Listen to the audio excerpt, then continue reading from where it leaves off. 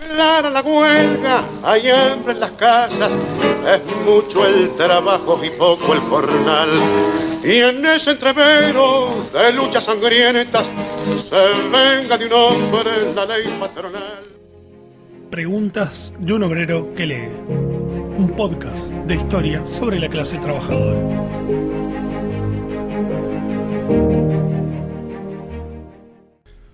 Hola, bienvenidos y bienvenidas a este nuevo episodio de Preguntas de un obrero que lee.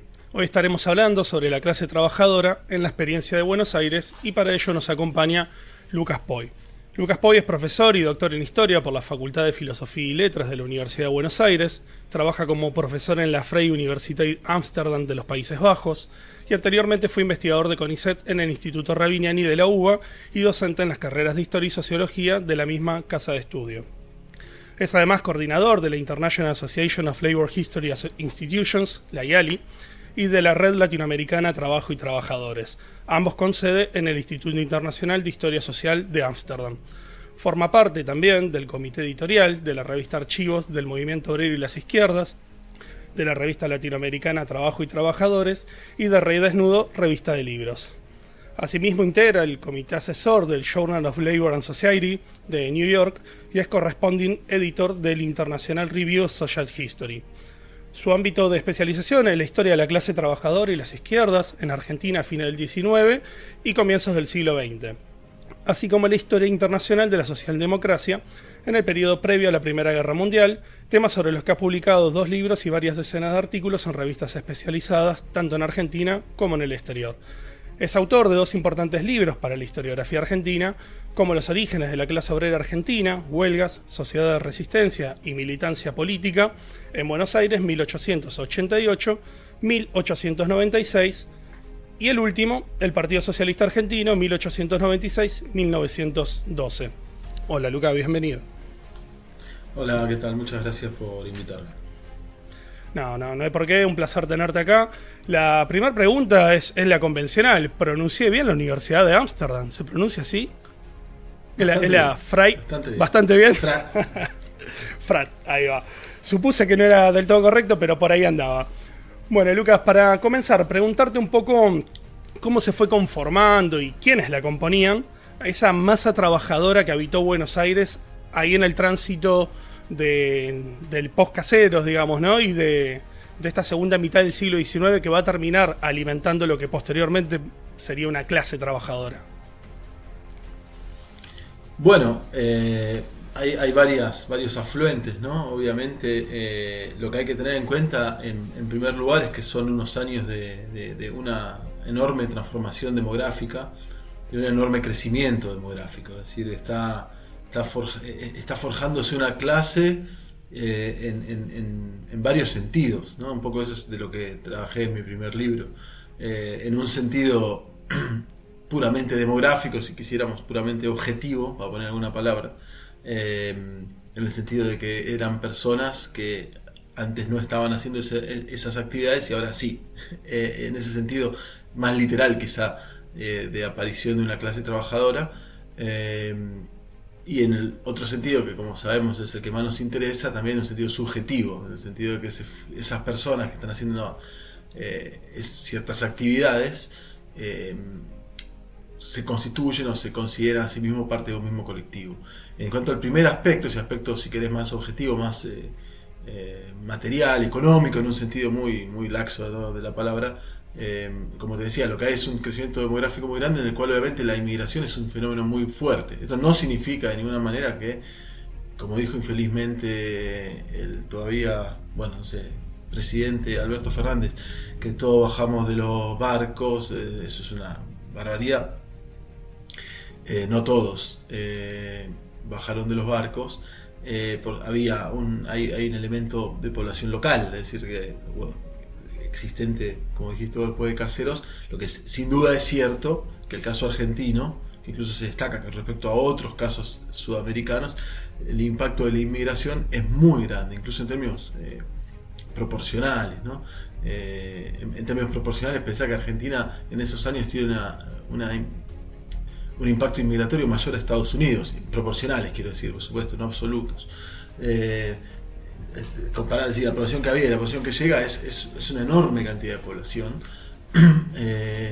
Y esa población, esa inmigración, es una inmigración fundamentalmente europea. Eso también le da algunas peculiaridades a la Argentina, que en ciertos aspectos ponen a la historia del movimiento obrero argentino, del socialismo argentino, en ciertos rasgos comunes con otras zonas de poblamiento blanca, ¿no? Como Australia, Nueva Zelanda, Sudáfrica, incluso el propio Estados Unidos. Esas personas que llegan, y acá sí hay una diferencia con esos países o regiones que mencioné, una gran parte, cada vez mayor, de esa población viene del sur de Europa.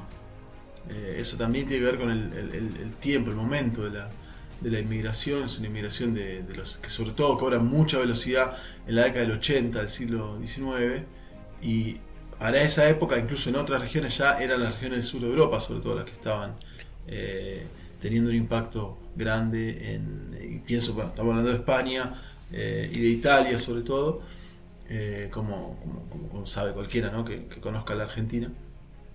Y estas personas que llegan, completando y cerrando la pregunta que me habías hecho, a veces ya son, digamos, trabajadores, en el sentido de que se desempeñaban en una relación laboral asalariada, quizás no favoril, pero en otros casos quizás se convierten en trabajadores, entendiendo por trabajadores una relación salarial, ¿sí? Sabemos que podríamos amplificarlo un poco, con ese sentido estrecho.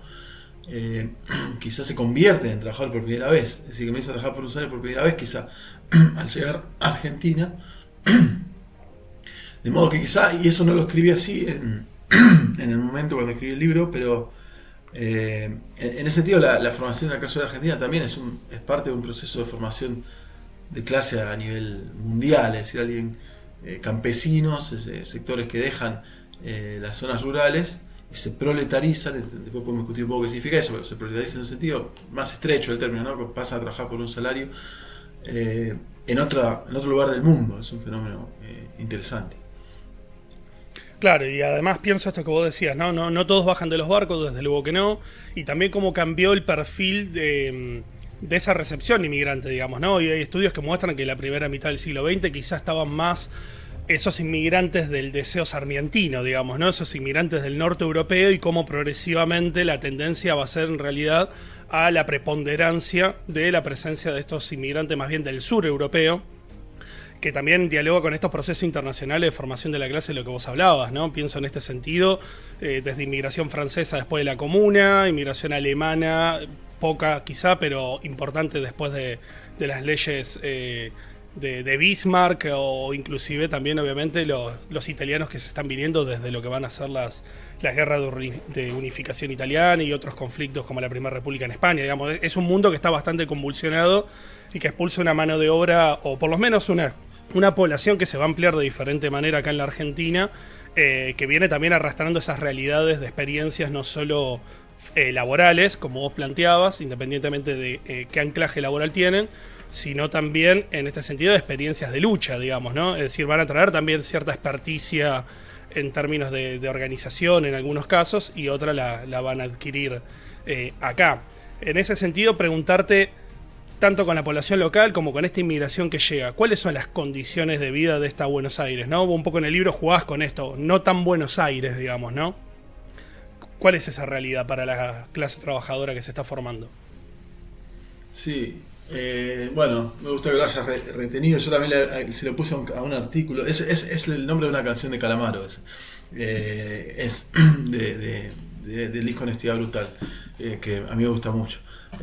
Es un poco lo de No Tan Buenos Aires, juega con un poco la idea de salir un poco al cruce de cierta idea que está en cierto sentido como un histórico, pero al mismo tiempo, y como voy a decir ahora, tiene algo de cierto, como todas las ideas de sentido común histórico, y bastante de falso. La idea de que era, digamos, esto una fiesta, ¿no? Que Argentina era una fiesta. Entonces, déjame empezar por lo que sí tiene de cierto. Es verdad que comparado con, por ejemplo, medido en lo que ahora diríamos, medido en dólares, o digamos, medido en divisa, un salario en Argentina era un salario muchas veces más alto que el que se pagaba en Europa en ese momento. También eran mucho más caros los costos. Una vivienda en Argentina salía más, en Buenos Aires posiblemente salía más cara que en lugares de Europa de esa época.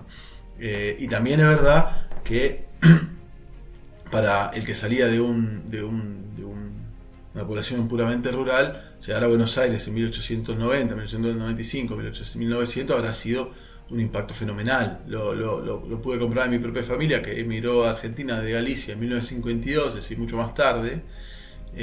Y claro, salieron de un pueblo, una aldea, y una aldea ya es generoso, de Galicia, se fueron a Vigo, no fueron ni siquiera a Madrid, se tomaron un barco, llegaron a Buenos Aires en 1952, y eso habrá sido una cosa fenomenal. O sea, así me lo comentaban, ¿no? Había subte, vivían ahí a 2 cuadras de Talcahuano y Corrientes. Imagínate lo que habrá sido esa transformación.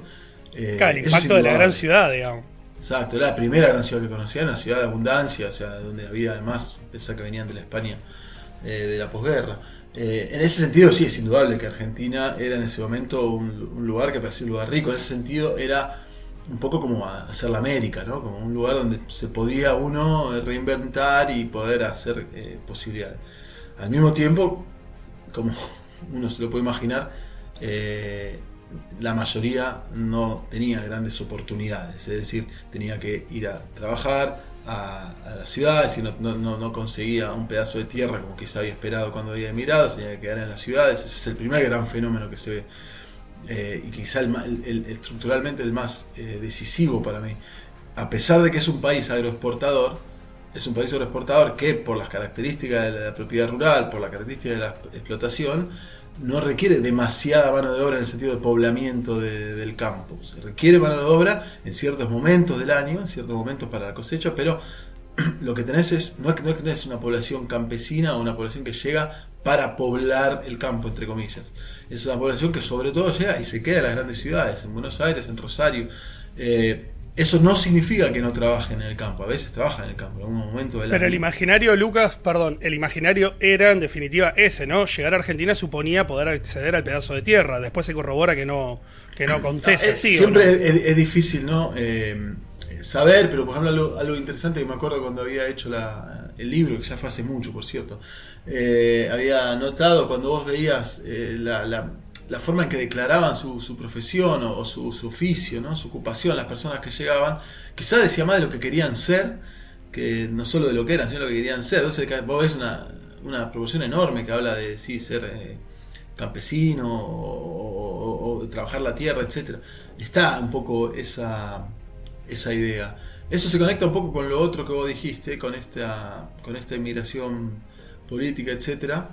En términos proporcionales, la inmigración política es muy minoritaria, extremadamente minoritaria. Si estamos hablando de un puñado de personas, ¿no? Los que es importante eso verlo porque, digo, para también poner en cuestión una idea que tiene como un origen bastante conservador, que es la idea de que acá no pasaba nada, en Argentina no pasaba nada, salvo que vino una gente a hacer quilombo, básicamente, con ideas radicales.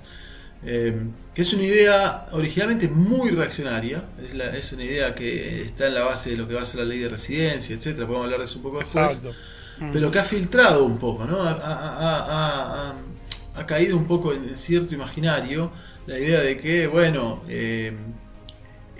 se lo debemos todo a los que vinieron con ideas de Europa, ¿no? La flor exótica, ¿no? Como se planteaba. Claro, ¿no? Que después se lo apropió también el revisionismo histórico también para venir a la idea, bueno, la clase obrera argentina en realidad siempre, o los sectores populares argentinos siempre tuvieron una impronta nacional popular, no sé qué, salvo, bueno, algún momento específico en el que estuvieron dominados por personas foráneas, ¿no? Y te das cuenta del elemento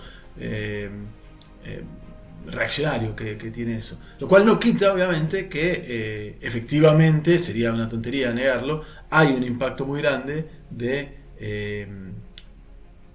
ideas del movimiento obrero europeo, no necesariamente de personas, o sea, no hacía falta que alguien las trajera en su cabeza, también las ideas fluyen, ¿sí? Puede ser que alguien llegue a Buenos Aires sin ser anarquista, y se haga, es decir, yo diría que es lo mayoritario, se haga anarquista, socialista o lo que sea, en Buenos Aires. Es decir, eso es perfectamente posible.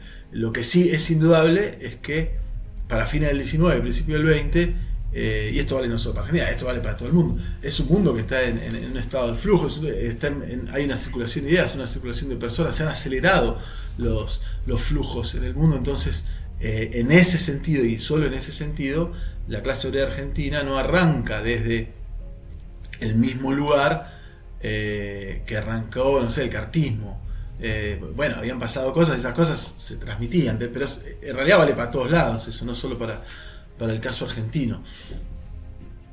Claro, tal cual. Y en ese sentido, esta clase, o mejor dicho, esta masa trabajadora que todavía no ha tomado demasiada conciencia de esa situación, digamos, ¿no? Pienso en los tempranos 50, 60, digamos, ¿cuándo empieza a tener sus primeros actos reivindicativos, formas de organización que la empiezan a configurar de manera un poco más nítida, según tus estudios, obviamente, como una clase, ¿no? ¿A partir de cuándo podemos decir, bueno, acá tenemos elementos para pensar la presencia de una clase trabajadora? Bueno, lo que yo escribí en mi libro, yo tomé un periodo más posterior, y solo que yo había empezado en realidad la tesis muy centrada en la crisis del 90. Esa era como fue mi idea original, o mi primera idea. Si lo escucha esto alguien que está escribiendo una tesis o pensando en escribir una tesis, que sepan que las cosas cambian, ¿no? Uno empieza con una idea y después la vida te va llevando un poco a otro lado. Yo empecé bastante centrado en la crisis del 90, y después me fui corriendo un poco para atrás y para adelante, y yo le puse como dos extremos, ¿no? al libro, que son más o menos en 1887, 1888 y 1896. Entonces, el argumento central, fuerte del libro, el libro de los orígenes, es que si vos sacás como dos fotos, valga la metáfora, ¿no? Una en el 88, otra en el 96, estructuralmente no hay un gran cambio. No hay un censo de cada año para comparar, pero si vos mirás, podés mirar el censo del 95, que es un censo nacional, el censo del 87, que es un censo municipal, pero no hay un gran cambio. No es que esos 7 años hubo una transformación industrial fenomenal. Sí hubo una crisis económica muy grave, que después de eso puedo volver a algo, pero no es que hubo una transformación, no es que había fábricas, no había nada y después había fábricas. Estructuralmente no hay un gran cambio, pero en los subjetivos, y volviendo a lo que había hecho al principio, sí hubo un cambio grande. No había en el 88 una gran trayectoria de huelgas o organizaciones, etc. ¿Cómo lo sabés? Porque cuando vos lees las cosas del 88, la forma en la que se hablan los contemporáneos, hablan de un fenómeno de novedad. En general, y digo, los adversarios sobre todo, lo ven como un fenómeno exótico, lamentable.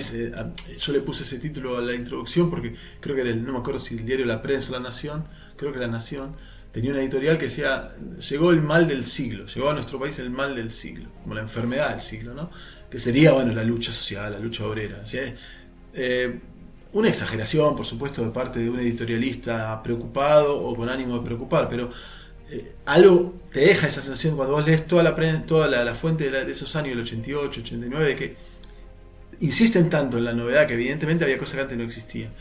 Y en el 96, en cambio, un periodo muy breve de tiempo, 8 años, vos tenés ya, bueno, varias huelgas importantes, tenés sindicatos que se han mantenido, sociedad de resistencia, y se mantienen, tenés un partido socialista, tenés grupos anarquistas, tenés mucho más periodo. Es decir, toda la variable que quieras tomar, sea cual sea la que quieras tomar desde un punto de vista, incluso tenés ya los círculos de obreros católicos, incluso si querés tomar no solo los sectores más radicales, sino otros, ha habido un cambio. Entonces yo me centré en esos 8 años, voy a decir, esa década casi, decir, bueno, algo tiene que haber pasado, y un poco me dediqué a eso. Dicho eso, creo que el periodo anterior que vos lo aumentás, yo esquivé esa bala, de alguna manera. Era la bala que no la querría haber esquivado, pero es más difícil, porque pasó menos, evidentemente, en esas décadas prehistoria, si querés, entre comillas, muchas comillas, ¿no? Pero pasaron cosas importantes, me parece, y sabemos todavía poco respecto a eso. Hay muchos trabajos que están saliendo y son lo que se ha hecho sobre la década del 50, década del 60, es decir, hay cosas, no es que no hay, pero a mí me parece más, porque hay menos, y hay que buscarlo de una manera muy artesanal. Te puedo hasta un ejemplo técnico. No hay en Argentina una digitalización de los periódicos comerciales disponible con OCR, o sea, con buscador de texto, que nosotros pudiéramos ponernos en un equipo y buscar, bueno, veamos todas las ocurrencias de la palabra huelga, veamos todas las ocurrencias de la palabra conflicto en el diario La Prensa, el diario La Nación, el diario El Nacional, todo eso. Esa tecnología no está porque nadie ha considerado importante invertir en eso, me refiero al Estado. Entonces también te hace más difícil, pensando en posibles investigaciones futuras, es decir, sería fenomenal, pero ¿qué hay que hacer? Hay que ponerse a leer el diario día por día, para empezar a identificar algunos conflictos. Algunas cosas están más identificadas, por ejemplo, hay algunos episodios a principios de los 70, cuando hay una especie de pánico por la Comuna de París. Es decir, pero si uno quisiera hacer por algo hay que empezar, y por acá hay que empezar sería, por ejemplo, por una estadística de huelgas o de conflicto, vamos a hacer en un sentido muy, muy laxo, de la década del 60, 70 y 80. Eso está por hacerse todavía, es decir, y es mucho más complicado. Entonces, yo en cierto sentido fui a algo que se veía más claro porque en el 88, pero antes del 88, antes del 87 había cosas, sin duda había menos, mucha menos. Lo ves eso en que casi no había publicaciones, si no es que vamos a encontrar algo que nos habíamos comido algo gravísimo, eso no, porque ya son muchos años, mucha gente que ha escrito sobre estos temas. Tal cual.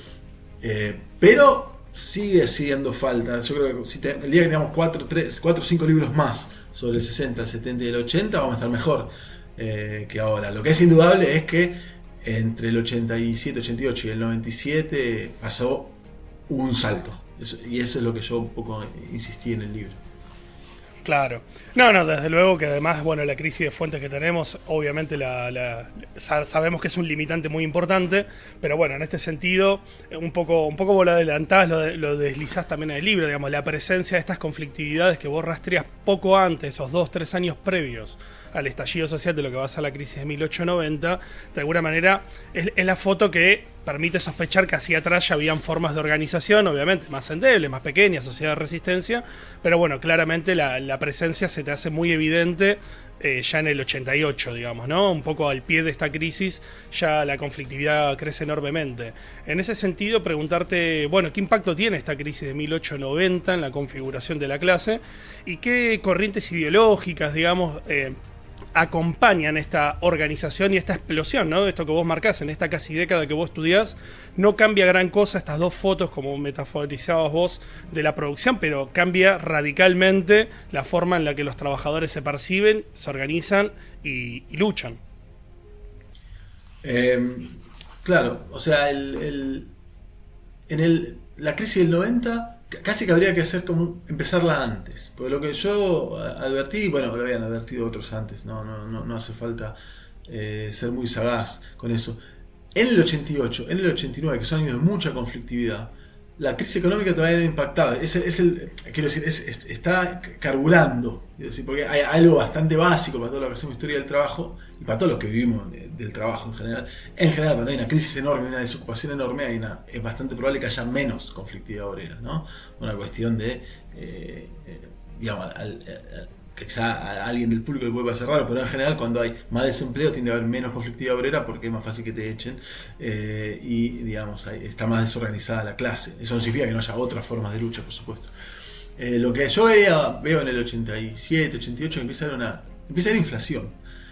Hay inflación, y la inflación es una compañía constante, ¿no?, de la economía argentina, una inflación muy moderada, no lo que conocemos en estos años, este año en particular. Pero la inflación actúa también como un acicate, porque actúa como un impulsor de reclamo de aumento salarial. Sobre todo esos son años de mucho reclamo salarial, sobre todo. Ese es como el periodo que está llevando a la crisis del 90. Cuando la crisis efectivamente explota, en el año 90, el 91, el 92, son años bastante malos para el movimiento obrero. Son como yo en ese periodo de 8 años que tomo en el libro, casi se lo puedo dividir en 3 partes. Ascenso, 88-90, reflujo, 90-92-93, nuevo ascenso, 93-94-95-96. Que casi que coinciden bastante con momentos, o sea, no hay ninguna cosa muy genial lo que estoy diciendo, coinciden con los momentos de crisis económica más extrema, desocupación. Vos pensás que el año 91 es el único año en un cuarto de siglo en el que hay emigración neta, es decir, que la gente que se va es más que la gente que viene, lo cual muestra que era una calamidad la situación. En un país con un saldo migratorio permanentemente tan alto, que quede negativo, es que realmente la gente se estaba yendo y no viniendo. Entonces, cuando la crisis realmente impacta 90, 91, 92, es como que hay un cierto reflujo. Lo que me parece notorio de este periodo es que ese reflujo no llega a ser tal que desarticule todo por completo. Pega ahí en el palo, ¿sí? Desarticula a casi todos los grupos socialistas, a los grupos anarquistas que han surgido, a los primeros sindicatos los deja mal. Muchos desaparecen, pero queda algo, ¿no? Y ese algo en el 94, 95, 96 como que retoma, vuelve desde donde había quedado y sigue. Entonces ahí es donde entra la segunda parte de tu pregunta, que es quiénes eran las corrientes políticas acá. En el libro yo traté de hacer eso, trato de hacerlo en general en todos mis estudios, o sea, una historia que combine elemento social y político de la clase trabajadora, que creo que es un poco la idea fuerte de lo que trata de hacer el CETI, ¿no? El Centro de Estudios Históricos Trabajadores y las Izquierdas, con Hernán Camarero y un montón de otros compañeros y compañeras. Creo que una idea fuerte, con la que yo me siento muy cómodo de ese colectivo, es la idea de que no queremos hacer una historia puramente político-intelectual de las corrientes, no solo de izquierda, puede ser también de las corrientes de derecha, sino que eso hay que anclarlo en una historia también social, saber qué estaba pasando con esa gente. Y tampoco era el otro extremo, ¿no? El otro extremo que sería desocuparnos de las corrientes políticas que intervienen. ¿En qué sentido lo digo? Porque esto funciona en dos sentidos.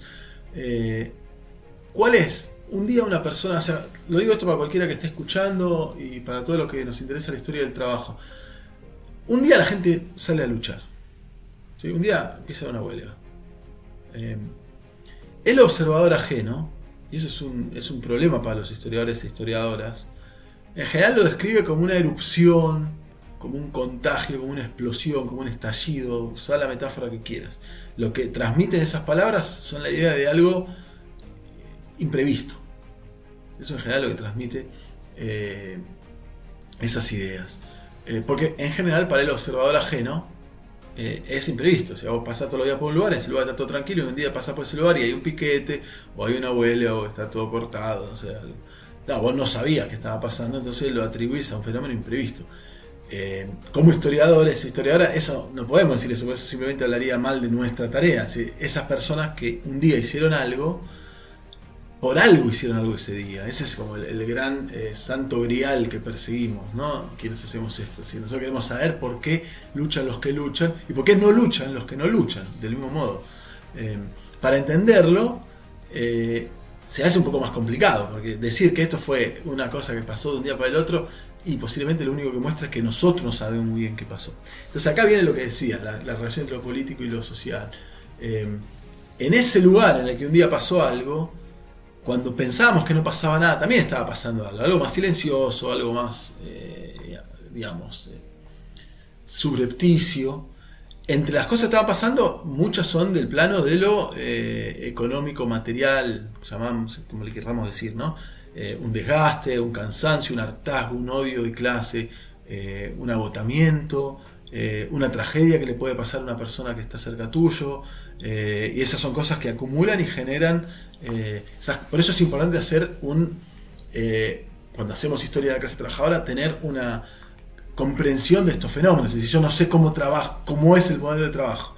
Es decir, cuántas personas trabajan, cuántas horas trabajan, qué hacen, qué no hacen, cuánta gente se murió por un accidente, si hacía frío, si hacía calor, si comían, si no comían, si tenían dónde dormían. Todo eso es importante, muy importante, porque hace a darme una idea de por qué alguien en un momento dice, bueno, hasta acá.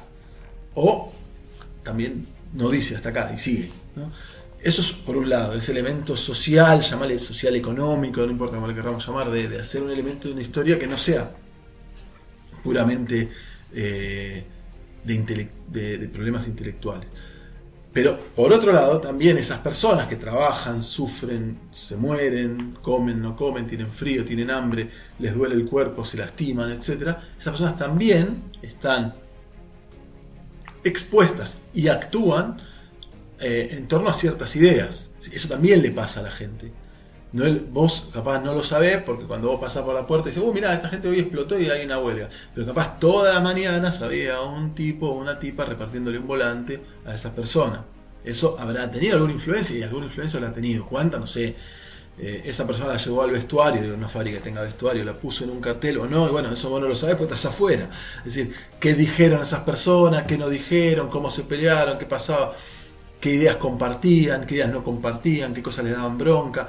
¿Qué otro creaban para unificarse como grupo? A veces podía ser un otro que no nos gusta mucho, puede ser un otro racial, un otro generizado. Es decir, ¿cómo iban construyendo su colectivo? Hasta que un día, sí, todo sale. Entonces, eso, yendo a tu pregunta, son las corrientes, llamémoslo así, o las ideas que actúan. Y ahí hay bueno, obviamente hay dos grandes grupos que todavía no han cristalizado tanto como van a ser 10 años después, pero ya son, por un lado, el socialismo, que ya va perfilándose como un socialismo más marxista, o lasallano también, y por otro lado, lo que vamos más claramente a llamar anarquismo, ¿no?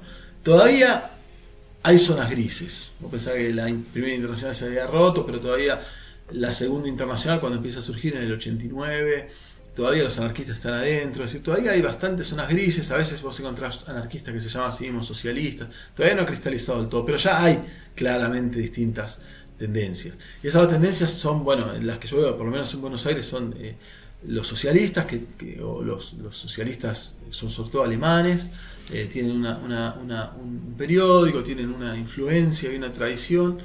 Están un poco aislados en los primeros años, quiero decir aislados, quiere decir están muy en la comunidad alemana únicamente, y vos ves que cuando empieza la crisis, la inflación y las huelgas, ellos ahí conectan, ¿no? No digo que crean las huelgas, por eso los acusaban, eso lo acusó muy rápido la prensa y el Estado. Ellos no crearon la huelga, no tenían tanta fuerza. Sí les intervinieron en las huelgas, ¿sí? Y por otro lado, una corriente anarquista que todavía es diversa, pero tiene en estos años, digamos, como empieza a tener dos grandes grupos, lo que se llama la corriente organizadora y la antiorganizadora. Eso es un poco complejo para el que escucho, es decir, alguien antiorganizador difícilmente puede organizar nada, en realidad sí organizaban bastantes cosas, pero son como dos grandes tendencias dentro del anarquismo, una que es más partidaria de organizarse en sindicatos, etcétera, y otra que es más partidaria de mantener al mínimo el nivel de organización permanente. Eso no significa que no hagan nada, hacen un montón de cosas. Entonces, bueno, eso ahí se empieza a poner un poco más fino. En algunos sectores de la clase obrera los socialistas tienen un poco más de predicamento, en otros sectores los anarquistas tienen un poco más de predicamento, y bueno, van contribuyendo a, digamos, a esta efervescencia que existe en esos años. Claro. Sí, de hecho, bueno, un poco vos lo adelantabas antes, digamos, ¿no? Se suele tener una idea de que solamente la clase trabajadora la movilizó el anarquismo y el socialismo, y bueno, hoy sabemos que claramente no es solamente así, ¿no? También, como vos decías un poco antes, los círculos obreros católicos, ¿no? Y otro tipo de pertenencias que también fueron activando, pero sin lugar a dudas resulta imposible pensar a la clase trabajadora para este periodo y en adelante, ya sin solución de continuidad, sin este acercamiento o esta interpelación permanente desde estas corrientes de izquierdas, podríamos decir, en un sentido bien amplio, en la cual claramente anarquismo y socialismo van a marcar el pulso de la organización y de la conflictividad posterior, ¿verdad? Claro, sí, a ver, y a veces parece que si no estuviéramos creando una caricatura, la mayoría de las personas de la clase obrera no eran socialistas sino eran anarquistas, obviamente. Es casi una verdad de perogrullo. Eso vale hasta para momentos mucho más radicales todavía. En general estamos hablando de una clase, es un fenómeno muy, muy complejo. Hay sectores más activos, hay sectores menos activos, hay sectores más militantes y menos. Del mismo modo que es una tontería que, por ejemplo, que un sindicato o una sociedad de resistencia tenga una dirección anarquista, por ejemplo, no significa que todos trabajadores de ese sindicato, de ese gremio, son anarquistas. Sería del mismo modo que ahora no todos los trabajadores de un sindicato que tiene una dirección X son X. Es casi tan obvio que a veces uno piensa que no lo tiene que aclarar. Muchos obreros son no socialistas, no son anarquistas, por supuesto. Todos, casi te diría, son católicos, te diría, tienen una cierta afinidad, aunque no sean católicos muy practicantes. Una buena proporción de ellos simpatiza con el radicalismo, que es un movimiento popular. En esta época, si no hubiera ganado las elecciones, el 16, ¿no? Sería toda imagínate, si no, creamos una especie de caricatura en la cual, eran todos socialistas anarquistas, después fueron todos y votaron a Irigoyen. Y bueno, obviamente, nadie decía eso. Claro. No creemos. Aparte esa idea de adjudicarles, ¿no?, una suerte de militante orgánico inquebrantable, ¿no?, y no poder pensar esa fisura, de decir, bueno, milito con los anarcos porque me paran la olla, llevan la huelga adelante, pero después voy a la urna y voto, digamos, ¿no? Las personas, todos nosotros, somos muchas cosas a la vez. Claro. Viste, cuando la gente en Twitter, cuando pone, bueno, ahora ya no llama más Twitter, pone su biografía, viste, y pone maestro, hincha de River, fan de Bob Marley y de Messi, no sé. Y bueno, son muchas cosas, todos somos muchas cosas a la vez. Sería una tontería pensar que alguien es solo una cosa. Eso lo dice Hobsbawm en algunos capítulos clásicos que tiene. Eso es obvio. Lo que interesa es ver qué influye en cada cosa. Incluso en un sentido más orgánico. Es también una tontería pensar que, por ejemplo, alguien podía estar afiliado a una sociedad de resistencia y a una sociedad mutual al mismo tiempo, porque le proveían distintas cosas. Una sociedad mutual te puede proveer de, por ejemplo, un seguro cuando te morís, así que tu familia pueda llevarte al cementerio, a hacer un velorio. Eso no te lo iba a dar una sociedad de resistencia. Es decir, y eso está en flujo. Una clase obrera siempre está en flujo. Lo que interesa ver es cuáles son las fuerzas que actúan en ese paralelogramo de fuerzas que es la conciencia, en esa arena que es la conciencia de la población. Adentro de un conventillo, adentro del patio de una fábrica, de un taller, y sí, habría distintas personas, como en una película de Ken Loach, por eso son tan buenas las películas de Ken Loach, porque logra recrear esto en esas situaciones, y habría gente que opinaba una cosa, habría gente que opinaba otra, y ahí se van perfilando las ideas. Lo que sí seguro es un hecho es que en este periodo la fuerza integradora de un estado de bienestar, etcétera, está mucho más ausente. Es decir, el Estado, la burguesía aprendió mucho de esta época. O sea, no es que en esta época era muy radical y después la gente se hizo menos radical, ¿viste? Es como esa cosa. La clase obrera era muy radical. Sí, porque también la burguesía aprendió. La burguesía aprendió que si seguía así iba a terminar mal. Es decir, no podemos entender el surgimiento de ideologías más reformistas en las clases obreras. El peronismo es una, pero hay montones y hay montones de variables, sin también ver el temor que le puede generar a las clases dominantes lo que podría pasar si no pasa eso. Si vos simplemente seguís haciéndote el que no pasa nada. En ese sentido, sí, es una, como en todo momento, es una sociedad, una clase obrera en flujo con distintas ideas, con distintas fuerzas que están actuando. Lucas, muchísimas gracias. Bueno, muchas gracias a vos por la invitación. Hoy nos acompañó el historiador Lucas Poy para pensar y problematizar a la clase en la ciudad de Buenos Aires desde sus orígenes. Gracias por estar ahí y nos vemos en el próximo episodio de Preguntas de un obrero que lee.